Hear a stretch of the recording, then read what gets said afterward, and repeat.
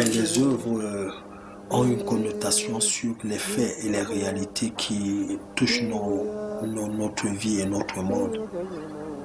Cette brûlure incendiaire qui va donner un peu ce côté macabre vient du fait que je me demande qu'est-ce qui brûle plus qu'une bombe. Quand on vous lance une bombe au corps, qu'est-ce que vous voulez que l'être humain devienne?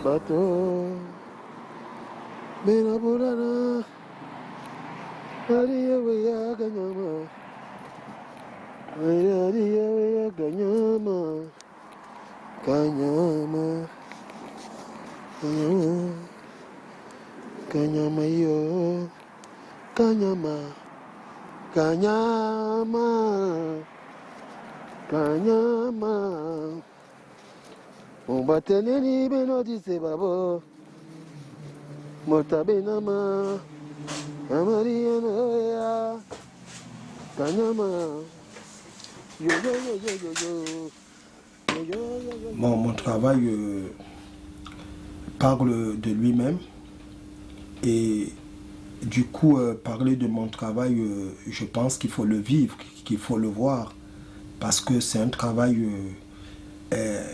qui parle de la société, qui parle du quotidien. Donc je suis donc en train d'évoluer sur un travail avec les éléments de l'informatique, avec les éléments comme les cassettes, les machines, etc. Tous ces aspects de la société qui sont dans notre quotidien, comme le téléphone, les machines, tous ces éléments-là avec lesquels aujourd'hui on marche tout le temps, avec lesquels aujourd'hui on vit tout le temps, mais qui apparemment deviennent comme quelque chose de naturel. Parce que je suis sûr que demain, on n'a plus besoin d'aller vers quelqu'un pour le tuer. On va prendre son écran, la personne sort dans l'écran, on le pique un couteau sur l'écran et il meurt chez lui. Les PlayStation, les enfants, ils jouent aux jeux de guerre. Il a l'impression que cette image-là n'est que virtuelle. Parce que lui-même, il joue avec la mauvaise image. Et le crime devient comme un élément banal. Ça devient comme le football. On voit un enfant qui a un jouet, qui a une image, que c'est lui qui manipule l'image pour torturer une autre image. On lui amène à une forme de construction qui n'a que des valeurs négatives. Donc le travail que vous voyez là essaye un peu d'aborder des aspects cachés de la société.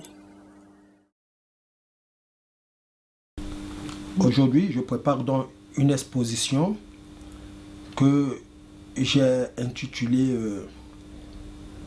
Hôtel Dieu, pharmacie des deux églises, pharmacie de la mosquée. Malam na docteur. Malam na docteur, c'est une histoire d'enfance, de mon enfance, de ma vie.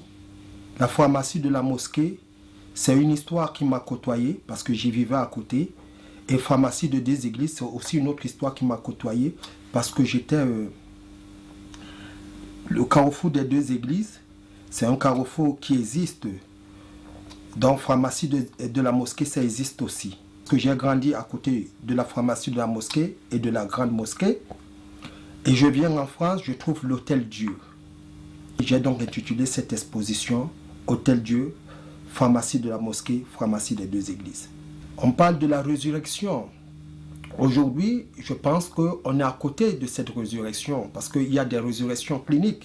Il y a des gens qui sont vivants, mais qui sont des morts vivants, mais que la médecine a donné la vie. Avant, on disait qu'un enfant est né du Saint-Esprit. Et aujourd'hui, les enfants naissent du Saint-Esprit. On peut naître sans s'accoupler. On peut naître sans faire l'amour, sans avoir le plaisir de l'autre. Donc, pour faire donc cette exposition et mettre en lien entre la religion, la médecine et mon quotidien et ma vie, dans cela, je vais trouver plusieurs moyens pour travailler donc les radiographies, qui explorent d'abord notre propre corps, notre humanité, notre esprit. Je veux entrer dans l'imaginaire du corps humain.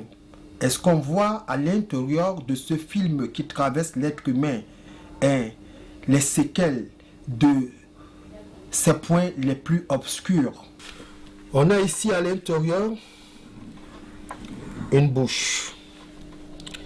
Et quand on y va, on fait ça.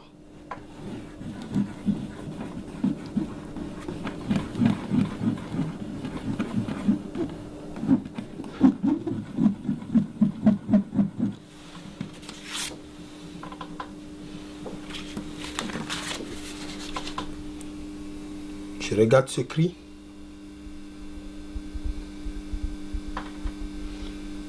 Je n'ai rien fait que suivre ce que le destin et la nature. D'accord, si je peux, je t'emmène ta carte.